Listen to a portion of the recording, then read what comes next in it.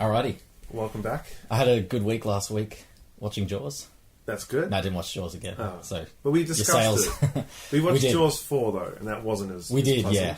But But we you still know. had fun. you did convince me that Jaws was a film worth watching. So, But you haven't watched it yet. no, I know. So I failed. But I did enjoy the That's discussion. good. That's Your good. favourite film? I feel like I know you better as a person. Thank you. Yeah. After today, I feel like Yes, so I know you more now. we're talking today More about closer. Annie Hall. Yeah. The Just what you- the just so if you remember. 1977 movie by Woody Allen. Yes. Bit of a romantic comedy, drama, Yeah. action thriller. Oh wow. It's got all those awesome Action. elements. And Well, thriller. okay, maybe not so much action. I think but you take Let's take it back. So you'd never seen it till today. Nope, never Annie even Hall heard of it. by Woody Allen. I know Woody 1977. Allen. I know Manhattan. He's kind of a legend, isn't he? Because of I don't know. the amount of films he's made Well, and his historical during the film, you significance. told me he makes a movie every year. Yes. I didn't know that. Now looking back, that is pretty legendary. Yes. That's pretty impressive. Over actually. 50 films. Yeah. So, but I only knew Manhattan, which was made. 2 years up. No, that was 1979. Okay, so And that's another classic. We could watch that now if you want to I'm watch very it. well. Would you I'm wanna watch very. We'll get into that later. It's different. It's I'm different. very behind my Woody Yeah. Allen. Yes. Do you think, just before we get, I just had some questions for you.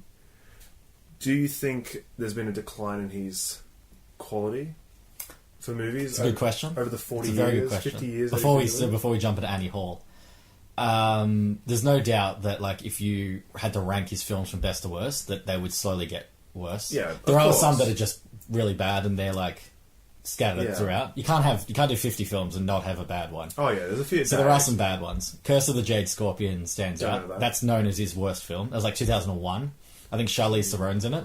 So there you Oh, go. the Every episode, connection. Charlize Theron. The We have to have that connection. I Charlize told Theron you. movie night. We're Well, going we're to do not a watching Charlize. that one then. We'll do a Charlize Theron movie Not night. watching No, that. no. But yeah, so overall, it's more like he had different eras. So Do you think 70s to 80s was his best? I'll give you a quick overview. Alright. So he had his early era, which was like because he was a stand-up originally, and he did a lot of physical pratfall comedy. Yeah, There's not much in Annie Hall, but like where he's slapping the bug in Annie Yeah, Hall. So you could I tell can a a bit. little bit. He was from that kind of vaudeville type style of comedy. So that was like from I think his first film. It was about 1965. It was Casino Royale. It was actually the first Bond movie. One of the first, yeah, and he was a character actor in it. okay, He was yeah. James Bond's like nephew or cousin or something. He's Oh like my Jimmy gosh. Bond, and he played like a Woody Jimmy Allen. Bond. Because you know how cool like suave James Bond is, and Woody Yeah. Allen plays a neurotic. Wow. So that was like his first role. So he That's had that, incredible. and that's considered right up to pretty much Annie Hall was his early stuff. He did like because the film he directed before Annie Hall was called Love and Death in 1975, and it was a play on like all the Russian novels. And Diane Keaton's in that as well. Was that his first direction? No, he directed back in like 1966, I think, Wow. was his first film he Okay. directed. And he had a film called Bananas, which was like he takes over a banana republic. He was like a product tester and he gets mistaken as a dictator. And it's just a real silly Incredible. film. Another one called Sleeper, which is 1973. That film's like, actually, I reckon is his funniest film. Because he wakes up in the future. He gets cryogenically frozen and wakes up in the future. Yeah. And it's insane. I wonder if there's much inspiration in Futurama then. Sleepers. I don't know. Yeah, you'd Is have to it- watch. It's just like that concept though of going into the future. Yeah. It wasn't really Is it a Futurama. comedy or? Yeah, it's a comedy. Most of Okay. his early films were comedy, so that was like his early era. Yeah. The other one he did with Diane Keaton in that stage was called Play It Again, Sam, which was like a guy who's obsessed with Casablanca. You know, from Casablanca, Yeah. and then Humphrey Bogart actually comes into his life. Like he starts seeing him, and he gives him advice on dating and stuff. So he had that. Incredible. He still had really quirky original ideas. But then Annie Hall was like his step into drama. Yeah. And then that went on for a few years till about 1980 when he did Stardust Memories, which is about him being famous, which is another really good film. And it's like people knowing him as a famous director. Okay. Yeah. And then he stopped making films with Diane Keaton and then moved to Mia Farrow. What happened to Diane Keaton? Well, they'd broken up. That Annie Hall is about their breakup. That's actually They were actually Diane Keaton's in a relationship. Diane Keaton's maiden name was Hall, and she used to be known as Annie, was her nickname. So it's Really? actually her name. Yeah. Wow. So the film is actually were about they their breakup. were they in a relationship outside Yes, of the movies? yeah, for that yeah. They were in a time relation. period? They were in a relationship for the period that the film says they were in a relationship. Wow. And he had 2 ex-wives. So it's a pretty much It's an autobiographical film, Oh, and that's why this film is like Annie Hall's like an intersection of all the best parts of filmmaking and his Yeah. life. And We'll get onto that. But anyway, so to answer your question quickly, so then through the 80s he was with Mia Farrow, which is the one you may know. She's accused him of like sexual abuse of their children. Yeah, they were together for ages. They were together for like over 10 years. Another 12 80s years. star, I'm guessing, and then turned to flop. Well, he started making films with her in the 80s. Okay. And so they had heaps of films. Like one of the biggest one at the time was Hannah and Her Sisters. That's considered one of his best. That was like 1986. Purple Rose of Cairo, 1985. Like, I mean, he makes a film every year. It's Crimes really hard to Crimes keep and up. Misdemeanors was another one, 1989, which is considered one of his best. The 90s was a bit of a dip. 90s is always a dip. Yeah, but he had a really cool one in 1992, our birth year, called Shadows and Fog. And it was based on like those old like philosophical novels, and he's like this guy, and it's just the set is basically it's just this old village town, and it's all foggy, cloudy and foggy, and it's like a murder mystery, and you're not quite sure what's going on. Okay. It's really quirky and weird. But yeah, he sort of just started. But I mean, even recently he had like 2011. He had what was it called? Not Magic in the Moonlight. Midnight in Paris. Yes, with Owen Wilson. Yeah, that was considered like one of his best films, really? And that's recent. So he's still Blue doing pretty Jasmine. strong. Kate Blanchett won the Oscar for Blue Jasmine. That was his film. The most recent one he did was called Irrational Man with Joaquin Phoenix playing like a professor who gets away with murder. It's kind of a remake of Crimes and Misdemeanors, but like for the modern era. Emma Stone's in it too. So he's got the juices still go flying. Yeah, even in the mid 2000s he did Match Point, which is with Scarlett Johansson, and she's so hot in that because that was like her peak. Hugh Jackman's in one called Scoop. So Scarlett Johansson and Hugh Jackman, and the twist is he's the bad guy. He plays like the good guy all the way through, and it turns out he was the murderer. Oh, spoilers. I just spoiled it. Who cares? Yeah. Are you gonna watch Scoop by Woody Allen in 2006? Maybe I will after this. So anyway, in Scoop, Hugh Jackman's in it, and you don't know if he's the good or bad guy. Okay. So well, now I know. But yeah, and the latest thing he's actually done, just to bring it up to the modern era, was a TV show with Miley Cyrus, directed in 2016, called Crisis in 6 Scenes. Amazon going to make a TV series. 6 eps. 1 season, that's amazing. Just think about his life. If he's gone from the 60s all the way to now, and he's still like, so recently he's incredible. done he did Cafe Society, that was his latest film from last year. Would you love to sit down with Woody and just talk about I would love the evolution of cinema? Yeah, as you can tell, I'm pretty not obsessed. I was like really obsessed with him, but now it's kind of like I've seen most of his films, so I've chilled out on it. But when I saw Annie Hall, I was like, holy shit, this is the filmmaker I want to be. Or this is what you can do with filmmaking. After watching it, it's just so original. I can see where the inspiration comes from. And how dense and packed it is. Yeah. And there's a good and bad message in it. Like it shows all the badness about it doesn't him show as a away. character. Yeah. But we'll get into that later. Yeah. But at the same time, it tells you not to give up and to try things once in a while. That's right. So it's a growing of age film, growing up, the ups and downs of life. Well, it's like kind of like a midlife, because he's 40 in Annie Hall. So that's him. He's like having a midlife crisis type thing. And he's just... The plot is him going through the breakup.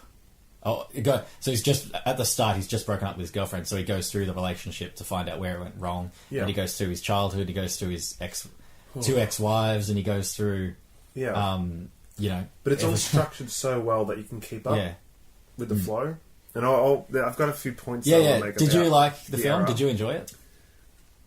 It's a bit different. It's not typical, is it? And this is like for the podcast. This is probably the first non-blockbuster we've done. Really, we did earlier. We did Jaws, 1975. But now we've done 1977, same year as Star Wars. This film beat it out in the Oscars too.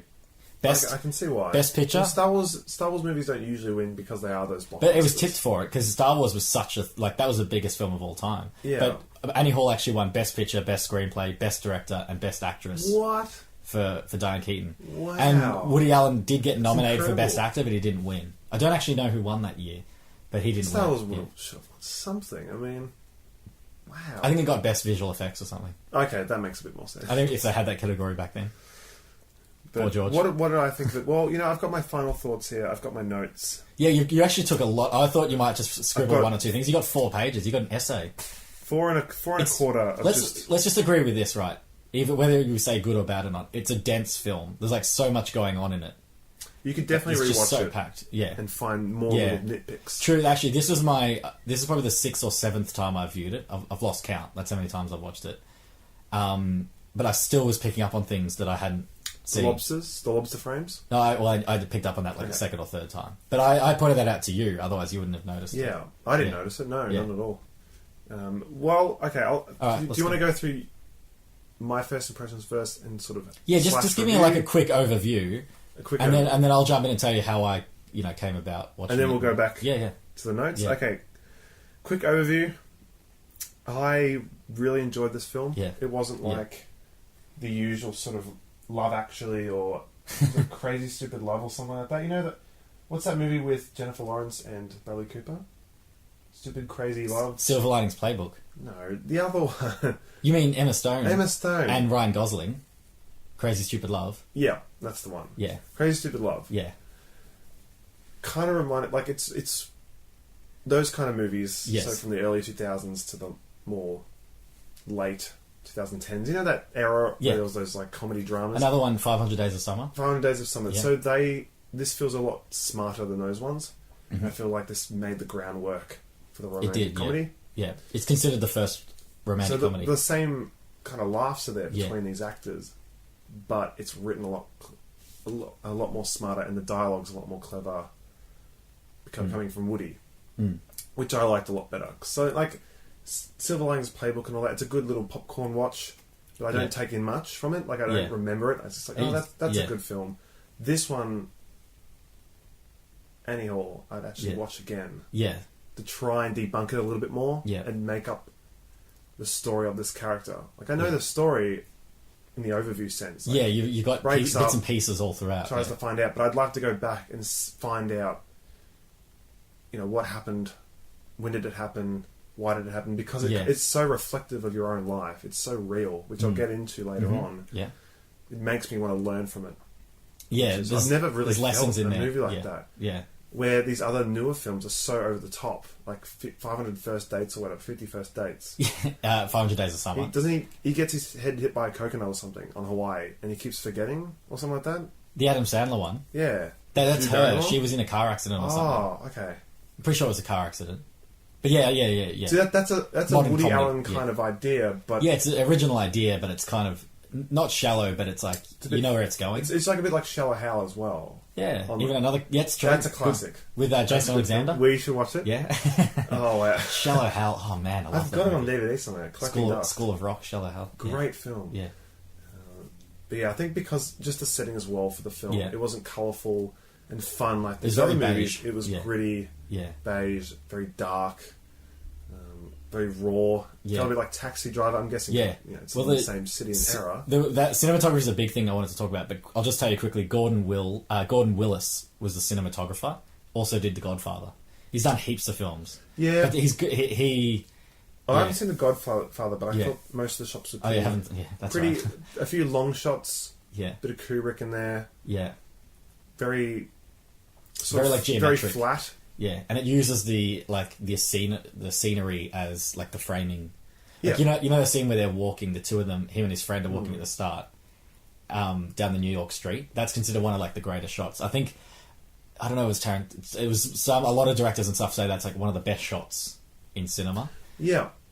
Because it's just so clear and it's like so simple, but it actually took me a while at the very start to find out where they were talking from. Yeah, I know. Even same with me. You're like, what's going on? You hear the voice, and then you'll just see the two characters come out of nowhere. Like, well, they've been there the whole time, but you just don't notice. You're just looking at the scenery. So like you're thinking it's like narration over that opening shot, like it's going to go into one of the apartments or whatever. But they're actually just little ants coming forward there. Little ants, yeah. Talking about Jews, talking about being Jewish. And most of the shots, it'll have like it'll be the house on the beach. Yeah. And then it'll go inside to the set. Yeah. And then they'll have that close, intimate scene. Yeah. So, not a lot of grand shots, like wide shots. Everything's not really too much movement either. Crammed. Everything's filmed in these little sets. And you'll notice, actually, with talking about Woody Allen's errors, he actually stated that Annie Hall changed the way he directs.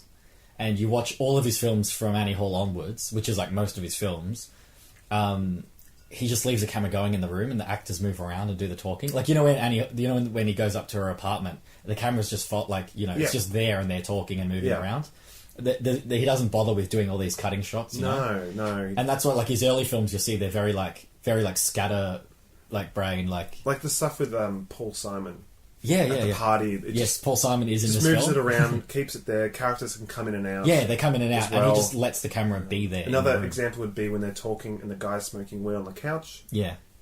No, you don't need to switch to him. No, there's talking. no cutting. It's he just the comes guy into thing. frame and goes, "Hey, you want to smoke?" Yeah, yeah. He's just in the corner.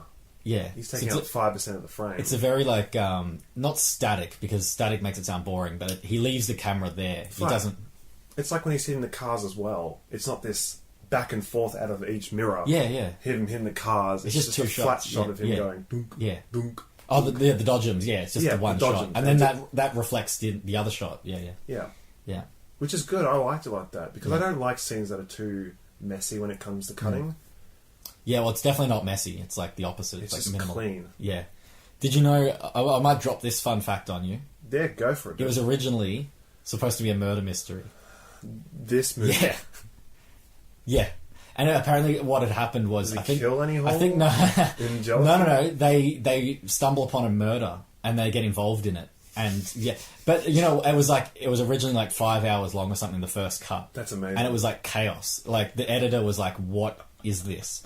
And what he did, the editor picked up that there was this love story going alongside this murder mystery. Yeah. So he did a cut. He did a few scenes where he cut out the murder part and showed Woody Allen, who actually his name is actually Alan Ginsberg, by the way. Okay. Woody Allen's just his stage name. People don't know that. Fun fact. Nice. Moderately fun fact. Number 5. But yes, so it's actually the love. So Annie Hall it's originally meant to be called anhedonia, which means the inability to experience pleasure, which is actually still a big theme throughout the film. It is, yeah. But I've got notes about that. But yeah, so there was this whole murder mystery plot line that got cut completely. I want to see the murder mystery part. You know what? They made it. In 1993, Manhattan Murder Mystery, and Diane Keaton came back, and he made a film with her where they took the murder mystery plotline and made it. Are you serious? It's considered one of his worst. No, it's considered quite bland. I'm definitely watching it. But it's basically Annie Hall, but with the murder mystery plotline. And they remade it. They didn't just use the old footage. They actually did the plotline story. That's incredible. Yeah. That's amazing. Yeah. See, I love how... So does Woody use or reuse a lot of the same actors? Yeah, so what happens is he kind of gets like, not an obsession, but he kind of has a period where he uses the same actors, and then he'll jump in and use... Like he did Scarlett Johansson for 2 films. Emma Stone's been in like his last 3 or 4 films. He gets like a muse kind of actress. Like Mia Farrow was like in all of his films in the 80s. Yeah. And Diane Keaton was like in all his films in the 70s. So he gets like, recurring actors that he uses again and again. It just sounds like these are mostly female. No, but the friend, well, even like the friend, Tony Robbins. Bob Ross / Will Ferrell / Yeah, he's got that similar looking face. Yeah. Ron Perlman as well. Yeah, the painter. Long face of Ron Perlman. Yeah. Afro of Bob Ross. Yeah. The face of Will Ferrell. Yeah. And he was in a few of his films. So it's not just females. I wish he was in it more. Male actors in his films. But yeah. It was supposed to be murder mystery. So incredible. There you go. Yeah. Just give me some of your notes. Let's go through your notes because this is my impressions. This is my... I'll tell you quickly while you're scouring through your notes to find what you want to mention first. I watched this in 2011. Was the first time I watched it, and it was like as I was starting uni, and I remember the exact night I got told to watch it. It was at our friend Daniel too. Shout out to Daniel too. We'll have an interview with him soon. We are. He will be on an episode when he gets back from America. But this was just before he went off to America. We went to see a play together, and he had just seen Annie Hall, and he told me I have to watch it. He said it is the movie, and he was telling me some of the quotes from the movie, and it just sounded like something I'd always like be interested in. Quote they got you? I've just gone blank on it. I should have written it down. The garbage. Oh yes, so he says in LA, because there's the scene where they go to LA, and he goes, all this. They talk about garbage, and he goes, they don't throw out their garbage in LA. They make it into TV shows, which is beautiful. Which is the beautiful so true. line. Yeah. Anything that isn't used at that point, 5 years later, they'll take out. Yeah, they never throw out their garbage. They just turn it into TV, and it's like so. He predicted the Kardashians and all this reality TV. Oh, he predicted a lot of things. He's a true genius. Yeah. Let me just have a quick look. So yeah, so that's how I watched it. So I watched it in 2011, my first year of uni, and I was learning about like Freud, and I was reading some of the books he references, like Sylvia Plath. Yeah. I was watching some of the films that he references, like, 'cause it's a very New York intellectual type film. Yeah. So many references and in jokes, and a lot of Jewish stuff that we'll never probably fully understand. You probably notice that while watching it. There's some jokes you can tell that it's funny, but you don't. It looks like you don't get it. It's smarter than you. It's as big as a thingo, or it looks like the Jewish reference. Yeah, or he says, my grandma too busy getting raped by Cossacks. Like that line, I know that line of her, and I recognise it every time in the film, but I still don't know what it means, and I haven't done my research because there's just too many little lines. But you know it would be funny if you were Jewish. If you were Jewish, you're like, oh, yeah, you'd be like, yeah, Cossacks in the 1600th century or something. Or do you love how he also goes to see that 4-hour Nazi film? That's just like his go-to film. Even at the end, he's taking his date, who's Sigourney Weaver, but that's another story. Well, Pre-Alien. One of the questions I had was, what was his obsession with World War II? Yeah, well, I think military. It wouldn't because he's Jewish. Do you yeah, think? I think part of the joke is, well, this is the thing. So the Woody Allen persona, he plays a character that's like that in every film, even though they have different names. So this one, his name's Elvis Singer, and he's a stand-up comedian, which is almost accurate to how this was probably the most autobiographical. But he insists, like in interviews and stuff, he's not really like that. He plays up that neuroticism. So I think part of the joke is that he's over-exaggerating the neurotic New York Jew. Yeah. And so so being obsessed with World War II and his ancestry and like how miserable the world is. Yeah. Because my favourite line from Annie Hall, my favourite scene is in the bookstore where he's like, life is divided into the two categories, the horrible and the miserable. The horrible is like people who are like crippled and, have like terminal cancer and stuff. And the rest is everyone else. So be happy that you're miserable. That's my favourite line. My favourite scene probably would have been either the scene where her mind gets out of the bed and looks. Oh yeah, that's pretty deep. Yeah, that was a good. Yeah, like I wasn't. You see the female perspective, you get that a lot. I like that. Sam would appreciate that. I've been texting her saying that we need to watch this together. Yeah, yes, definitely watch it with your partner. I did that with an ex. Don't name, no name. Okay, did you say it? I said with an X. Oh, okay. I thought. Okay. The Disney animation scene was just so random. Yeah, it comes out of nowhere, and apparently that happened because there was he knew someone who was working on a comic or something at the time. Yeah. They were doing a Woody Allen comic of all things because he actually was a short story writer. There's so much about Woody Allen we could mention, but he also wrote short stories as well in that period in like the mid '70s. Yeah. And they're working on a comic, so they already had like a drawing of him kind of thing, so they just put that in because for no reason. Not only does it stand out because it's cartoonish, but the whole movie is grey and bland and cloudy and dark. And then out of nowhere, the witch and Woody Allen are talking in their castle. Exactly, yeah. It threw me straight out. What you'll notice if you go back and watch the film, and because it's non-linear, and this is one of the first examples of a mainstream film that used a non-linear. This was before Tarantino, Pulp Fiction and that, where the films were cut out of place. Yeah. So you'll find that in that you'll go back and you actually realise how well put together the film is. It's actually every scene's linked together so well. That scene you don't even notice. That gets him to California. That's kind of the cut. He's like, "We should go to California, Max," and then boom, it's like in California. Yeah, and that moves the whole. And then she meets. Yeah, it moves the whole plot along. Simon, and then she gets her career. Yeah. Yeah. Ends up losing her. Yeah. So I need to rewatch it again because we're doing this podcast about 20 minutes after watching it. Yeah, but I've seen it 6 years ago. So it's like getting just hit in the face with a ball. Like I've taken all this in. I need the swelling to go down. Then I can think about how I got hit by the ball. Yeah. I just like to make another little point. I'm just going to shotgun little points out at you. Yeah, yeah. You're the master of this film. It's hard to... You can't really go through the film anyway. In order. You just got to go... This is the chaos that I've got on the bed. We're in the bed again.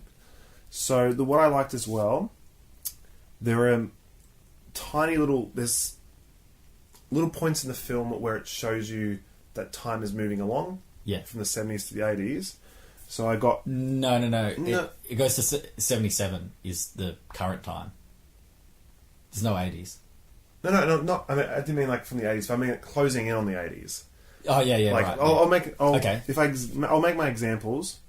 Yeah. So, when he's a kid, the World War II stuff. Yeah, there's like soldiers at New York. Then at the time, I think he's doing an interview about... the Vietnam. Yeah, when he's to Vietnam. In times of war, I'm a prisoner. I'm a hostage. Drugs at the beginning, weed was a big thing. Yes. Yeah. Went later on to cocaine. Yes. Yeah, transitioning, yeah. The laugh track's coming as well with technology. So at the beginning, we see him do normal stand-up comedy. If you're funny, people are going to laugh. Yeah, with the crowd, yeah. Later on, moving to LA... Again, he sees the technology on these computers, like, oh, this will make us... Yeah, this will be his friend who's got the TV show. It'll kill it. Put in the big laugh here. Put in the big laugh. Yeah. So it seems... Did you pick up on the line? He goes, does it have booing? He says that. He's like, does it have booing? Anyway, yeah. But that's what really... Yeah. I just notice these little points each Yeah, time. no, yeah. Because it seems like once he moves to LA or gets closer to it, that's when he gets really... the movie ages a little bit. Yeah. Like with cocaine and the technology Oh, I starts see to what come you're in. saying. Yeah, yeah. So in New York, where he's stuck in, that's his little cycle. Yeah. It's more, what you could say, a bit more older, a bit more... Yeah. Like, what's the word? Just more antique, in a way? Yeah, I was going to say antique or natural. Old, even, I was going to say old school, but it's probably not the right term. I know what you mean, though. He's authentic. Yeah, he likes it genuine. When he comes to genuine, LA... and he thinks it's all phony. When he comes to LA, that's where the technology comes in. And the party. Did you hear the lines at the party? Jeff Goldblum, your man, is incredible, making a cameo. Incredible. I forgot my mantra. Like, the mantra is meant to be, the thing you say repeatedly over and over, and somehow he forgot it. And you probably didn't pick up on the line in the party. He's like, I've got a concept, and at the moment I'm trying to get enough money to make it into a notion, and then soon we'll transfer it into an idea. Like, some of the absurdity of the LA quotes are just beautiful. And this, as I was saying while we were watching it, it's just what LA is like as well. That's 100% accurate to how LA is. Everyone's it's like the hippies, everyone's like doing ready drugs. to go. Everyone's got a dream. Yeah, and it's just like, it makes no sense what they're talking about. Yeah, but and the presidential pins as well when she's going into the box. Like little things like that. Yeah, the little impeach Nixon, impeach Trump. It would be Trump. But yeah, he's very like left wing, very Democrat. Yeah. But that's some of the small things that I picked up on. Yeah, which I don't know if that was just on purpose, but no, there are so many. As you watch it again, if you repeat view it, there are so many details in it. It's just crazy. And to think that this was just a small part of a bigger film. I also liked some of the experimental shots where the family's talking to each other. Yes, and it was like, that was like precursor to, the phone conversation cuts. See, it's all the experimental shots such as, the family's together. I believe therapy. And the therapy one as well. Which apparently was, so they're in that scene, they're both in therapy together. And the joke is how women and men see the same thing differently. Like, how many times have you had sex? And she's like, all the time, 3 times a week. And then he's like, hardly ever, 3 times a week. Yeah, that's perfect. So the fact is true, but the interpretation's different. And apparently that was built on the same set, those 2 shots, and they did it together. It's awesome so much. because that links back to the nowadays romantic comedies. It doesn't get really deep into the other person's mind. Yeah, like, this is some deep, dark stuff. Yeah. Where when her mind walks out of the bed. Yeah, well, it's so that scene, perfect. where she wanted to do drugs before they had sex, and he made her not. Yeah, he said, "We have to just do it. Why do you need drugs?" And then do it for me. He was starting to sleep with her, and her she's like 50% transparency. Yeah. It's like a jewel. Well, she even says, and even to do that, my body. Yeah, even to do that back in the 70s to get her to move away and that. And when they're going through and looking at her past boyfriends, the guy with I want to get torn apart by lions, and then they're watching them. They're watching, and that's done in Frasier. Frasier does that, where they go back and look at their past. Yeah. So this I think it's weird looking at this film now, and how much it influenced shows. Like, I was just saying it was a big influence on Seinfeld. Yes, Jason Alexander. We both came to that conclusion. But that's true though. No, it's actually stated that they said we took our inspiration for Seinfeld. I based George on Woody Allen, and then he found out it was about Larry David, so he did a bit of a mix. But that kind of New York neuroticism and that bickering back and forth, the dialogue, the real snappy, witty dialogue, bickering in just everyday situations, like in the long line. Just at the cinema, there's such a Seinfeld. And then he goes to the camera and he's like, why does this guy have to talk? The guy talking in line, and then he gets Marshall McLuhan, who I'm not sure if you, but I was actually, when I watched this, I was studying sociology, and he's like one of the people who wrote about the media back then. Yeah. He was like a media theorist, so he was like a massive intellectual. So to have that guy come out back then, if you were like an intellectual, that would have been like, as we were saying, like bringing up Bieber or something. He was like the celebrity of the intellectual world. Yeah. And having him to shut this guy down in line. And so I was like, if only life could be like this. It's just, the great thing about this movie, or what it did to me, is it kept you, because it was so random and just so unpredictable in the way that it's being shot. Like when he starts talking to the camera and he goes, it just jumps from there to the Seinfeld-esque situation. It's pretty funny. Like he'd be like, keeps talking and in my ear, and he just talks to the camera. Yeah, you can feel his and that hadn't happened. The film's been going for like 10 or 15 minutes before this point, and he just randomly goes, "I'll talk to the camera now." And that's a good way to link the audience with Woody. Yeah, because we start to feel his frustrations, but at the same time, you can also like he's a bit of a. I wrote dweeb. Yeah, in my notes, dweeb. Yeah, and he's really selfish. I think he was a bit too. He's a bit too evil for me in the film. Like it's a good film, but I thought I just wanted to see some sadness and see some proper emotion from him. It was just always constantly going back to like some witty dialogue or you know, what about me? What about you? Yeah, come live with me. Like he was just constantly making the decisions. You know what? Do you know much about his personal life, Woody Allen's? You try not to talk about it. He had the whole where he's like now with his daughter. It was adopted his daughter that he married in the 90s, and he's still with her, and people were not happy with that. He took it. His like personal life gave a big hit to his career. People think he's a bit of a creep, and you know he's been accused of abusing his children and stuff. So, what did he do with his daughter? He had an adopted daughter called Soo Yoon. Sun, I think it's Soo Yoon, and he's like married with her now. But at one point, he and Mia Farrow had adopted her. Yeah. But then he ended up marrying her. Anyway. Okay. But the thing is, Woody Allen himself as a person is a bit of a weirdo. Yes. Very dark. And his character, yeah, very dark. And his character is kind of that, but he insists that he's not that he's more organised. And like to be a director of like films for that long and writing them and all that, you have to be a very disciplined. You'd start. You have to be not that neurotic. If you're that neurotic, you'd never get anything done. You'd start dating your own daughter at that stage. Like, it just gets you at some point. Yeah. It would make me. Yeah. Well, but yeah, I think with I don't have an adopted daughter. What kind of made me like with this film and think it was my favourite is just like how much is involved and the scene.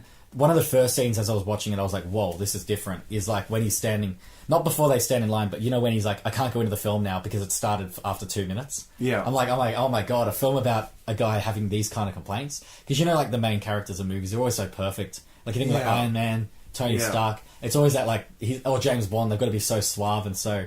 But no, this guy can't go into the cinema. He's going to ruin. It's incredible. He's going to ruin their date because she was a bit late, and then 2 minutes. You know, her therapist went over time, and that's the other thing. Psychology is such a big. To me, this is a film about psychology and like relationships and like trying to figure it out. And at that point, you may remember because we were friends. What have we been friends since like 2009? So we've been friends for a couple of years. Yeah. But I'd just gotten out of my first like long-term relationship, and that was like a high school relationship. So you know. I found it more significant than it probably is in my when my life goes on. When I'm 40, it's probably not going to be that big a deal. Yeah. But back then, I'd just gotten out of it and was like, you know, I'd been reading together for like nearly 2.5 years, and I was doing what he'd been doing, like you know, where you go through the relationship, going back and forth, and you do it. It's natural if you have a breakup. I mean, you did that too, I'm sure, with your ex. Actually, but that was a different time zone. You would have been going out with her at this time that I watched it. But at the end, when you break up, you go through your relationship and try and work out what went wrong. And you have that hope that you are going to still be friends. Yeah. And it might repeat itself again. Yeah, and then you have that moment where... Someone moves on and it's like, oh, you've moved on before me. I'm not ready. You're supposed to care about me and... Yeah. Wait and that's for the thing. me. And when you said like that he's not that emotional, I think that's true like in terms of he doesn't like cry in the film or anything. But like he went all the way from New York to California to go visit her. That's true. At the end to try and get her back, and it didn't work out. And that's the thing, I think... Quite sad. I think the ending of the film was perfect, where it could have been like a typical romantic comedy, and they could have got back together like he did in the play, but it just completely turned it, and they walked off and went their separate ways. Yeah, it's really... Yeah. That last shot in the coffee... and it's just meeting up for coffee and they're friends again. Yeah. It's the small character acting. He goes in for a more passionate kiss. He goes in and she's sort of like... She does a bit of a peck and then walks off quickly. Yeah, and the cinematography, they're like in a tiny... They're not even in... They're not... It's like a mid shot or anything. It's like a long shot. Outside of it's like a white... It's like from the cafe, yeah. And that's one of the best shots ever, I think. Because did you notice as well where it says don't walk, and as they walk away it goes to walk? As in like, you know, you should go for it kind of thing. And then the last line about how his brother's insane and his brother thinks he's a chicken. And he's like, why don't you just turn him into, you know, the insane asylum? He's like, I need the eggs. And it's like relationships. They're crazy and insane, but we need the eggs. We've experienced that before, not in our friends group, but in the extended group where there's been that relationship that just isn't working. Yeah. But they need the love because that's right. They know how hard it is to on the outside get in a relationship. Yeah. It's all that. This is a good like behind closed doors what happens. Yeah. And we see more of the bad stuff than the good stuff, to be honest. In this film. Yeah, it's constant. Well, yeah, it goes. It's not like it's brutal, and it's not like because 500. Well, I mentioned 500 Days of Summer because that's directly inspired by Annie Hall. They admitted Yeah. Because that's like, out of sequence where he tries to work out, because they were together for 500 days and he tries to work out where it went wrong. That's literally Annie Hall, the plot. And did you ever see the one with Billy Crystal and Meg Ryan, what's it called, When Harry Met Sally? No. 1989? That was also very influenced. I'm not a huge fan of romantic comedy. Neither am I. But that was like considered like, and that was very inspired by Annie Hall as well, where it's like them getting together and he's like the New York Jew type thing. Yeah. And she's like the woman, the sort of Christian, kind of the WASP they call it, which I don't know, I can't remember what that stands for, but it's like white Anglo-Saxon Protestant or something. I think that's actually what it stands for. That's like, the white, she's from like Wisconsin, and when they go back to her house and like the grandma sees him as a Hasidic Jew. Yeah. So she's very like, Trump land. Well, just from a little note I can say. Republican. Now it's a good little segue there. I liked the scenes with the subtitles as well. Yes, that's considered one of that's one of the most recognised scenes from the film. That's only one little random scene. Yeah, and it's like 30 seconds. Yeah. It's so... I think that's one of the big turning points of the film. Yeah. Is when they're doing that. Well, that's when they first met. That's the day, because they just played tennis, and then she drives it back to her house and they go up and have That's when they start to fall for each other. And when it's like, so they're talking about photography and it's a really inane conversation, but the subtitles are what they're actually thinking. And it's so true, it's such bullshit. Like, that's what it shows you, like, we're all thinking that when we first meet someone. It's interesting because... we can't admit it. the girl, she has more of a character arc than Woody. Because at the beginning, with those subtitles and wanting to go to the country, she was a lot more reserved and doubted herself a lot more. Yeah, and wanted to be a singer. But by the end of the film, she's making the decisions by herself. Yeah, and she's in LA being a successful singer. Like, I wonder if they could have done another subtitle scene again.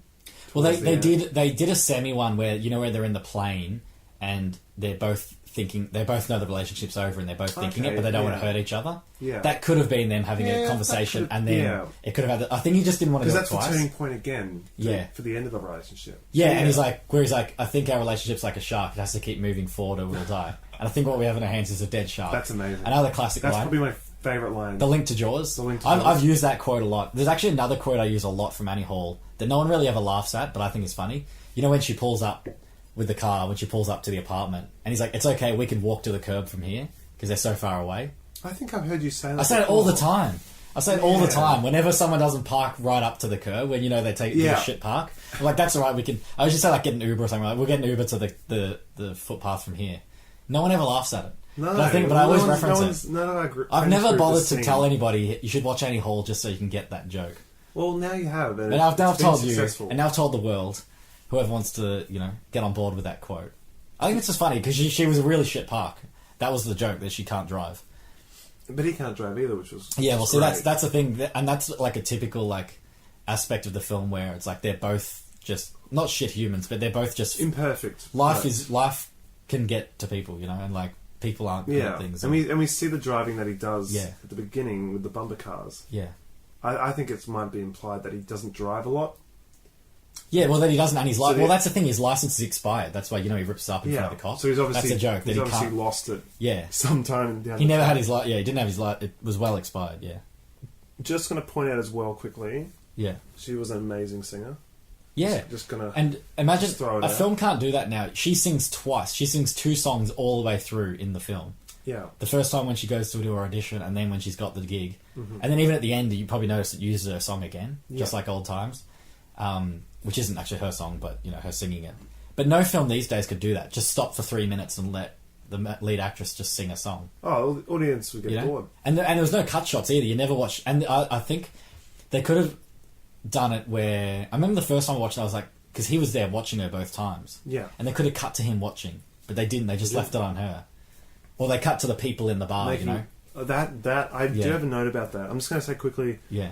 Just before... talk about like the noise in the background. Yeah. The lack of score was interesting. I thought it'd a lot more saxophone, a lot more brass. Do you mean just blues. when she's singing, or for the whole film? Just overall. Yeah, he's known to not the only use music too much comes film. up is when she's singing. Yeah. And the shot, and when the music was playing when they're in LA going towards the party, I was like, whoa, there's like music that's not related to the characters. Is actually just background music now. Yeah, well, this was before, like, you had to fill your film with like blah from Inception and action thriller, but there's not much. It's very minimal. I think in of that Taxi sense. Driver that had that music. Yeah, New York. because New York's very jazzy kind of. But they didn't do that. No, they didn't. Amazing. Do that. Yeah. Just with the music as well, the distractions really threw me off. Like all the plates and the people talking. Yeah, but that's the point. That's the point. It's a good point because it made me really angry. It made me. This movie made me frustrated. Not at the characters though, but the situations that they're going through.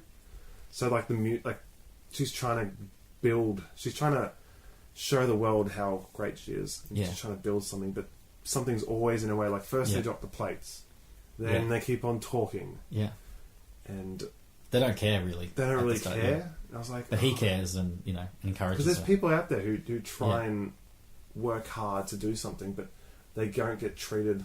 They might not get treated like an adult, or they might not get treated the way that they should be. Yeah. Unless they do something outrageous and stupid, which is like how TV is now. Exactly. Or like Jackass or the internet. That's right. Yeah, he kind of predicted that culture, didn't he? He predicted laugh tracks. He predicted just. Well, I think they used it. I don't think he predicted laugh tracks, but like the quality he sort of showed where culture's going in terms of that it's going very shallow and vacuous, and that's why I think Annie Hall is such a deep film, and definitely why it's my favourite film. No, I can see why now. Like you've got this big inspiration. It's just because it's a mix of, I've written down like, it's like love, love is the main theme, but then there's like, it's got death, it's got psychology, even with the like personality types and just the way the narrative is like, completely, there's no like straight start to finish, it's all over the place. And definitely rewatching it makes you appreciate it more, how all those different themes blend together. Yeah, I was very impressed by his acting as well. Yeah. Thought he was a great actor. Yeah, and he didn't win Best Actor. He was the only one who let down the awards. But I mean, he got writing and directing, and the film won as well. So he can't really complain. And supporting? No, I don't think it was. No, because he didn't really have supporting actors. Really, they were the main two, and then there was Jeff Goldblum there. Yeah. Well, he's a cameo. He forgot his mantra. He did all right. He forgot his mantra. Christopher Walken as well. Mantra. Just do a quick. Yeah, Christopher Walken, great because scene. I always see the joke? Walken as an old guy. Yeah, and he was like Fat Boy 20s. Slim. Yeah, constantly like that's the only. Did you get the joke that because he says he imagines like him driving into traffic at night and the car's bursting into flames, and then he drives him to the airport at night. It's beautiful because she's got a relaxed and she's like face because she doesn't get it, and he's like, what the fuck? He's like, am I going to die? I mean, but we see him speeding through a red light. Yeah, it's beautiful. So now that you've watched it, what do you think that it deserved to knock Star Wars off for Best Picture? I mean, Star Wars is such a different film, and as you were mentioning, I think we talked before we were recording about how they don't seem like they were made in the same year. No, they seem worlds apart. No way. Annie Hall feels older. It feels older because it was made to look a bit more vintage. Yeah, it was made that way. Yeah, I mean, it was using the technology of the day, but Star Wars was just so futuristic. It's like something from the 80s. And it's been so digitally edited. So Star Wars, you know how much Star Wars made, billions of dollars. So this film, it was a $4 million budget, so it was a modest budget, and it made 38.3. And I'm sure that was just like in ticket sales. So since then, it's probably made a lot more. Yeah. Because it's on Netflix. We watched it on Netflix. So somehow it's survived. Shout out to Netflix. We love you, Netflix. For providing us with quality content. Please do our show. Now, subscribe from $11 a month. Yeah, I'll do that.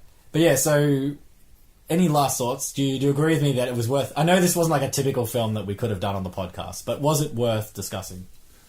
Well, yeah, absolutely. Yeah. I mean, I'm getting a bit sick of sort of discussing big movies. Well, that's all. Well, no, like Jaws and all that. We've got a good one next. We've got a good little surprise next week. But I think I've never really discussed a romantic comedy before. Yeah, it's weird, isn't it? It's sort of out of the... And it's weird that I never thought my favourite film would be a romantic comedy. But it turns out... There's a sensitive side to you. I've just got one more little note. It is sensitive. Just quickly get it out there. What is the last thing you'd like to say? Oh, by the way, I give this 5 stars, obviously. Oh. What would you say, 4? I wrote down 4.5. 4.5, I'll take that. Which is okay. I'm taking it personally like it's my film. Well, I'll take that. What's your favourite film? I mean, if you said Jaws was 1 star... No, I gave Jaws 4.5. I'd definitely be a little I think I gave it 4 or 4.5. Yeah. I think I said 4. I said I'll rewatch it and I'll give it 4. If I rewatch it, maybe a 4.5. You never know. I think it's a perfect film. I'm just having a quick look for my last little note here. Oh, I loved the fact that they lived under a roller coaster as well. I thought that was really funny. Do you know who owned the roller coaster? A particular Trump? Fred Trump, Donald Trump's father, back in the 70s. Legend, I hear. So how do we get onto Woody Allen and we've ended on Trump? It always goes back to Trump. And that's Annie Hall. Done deal.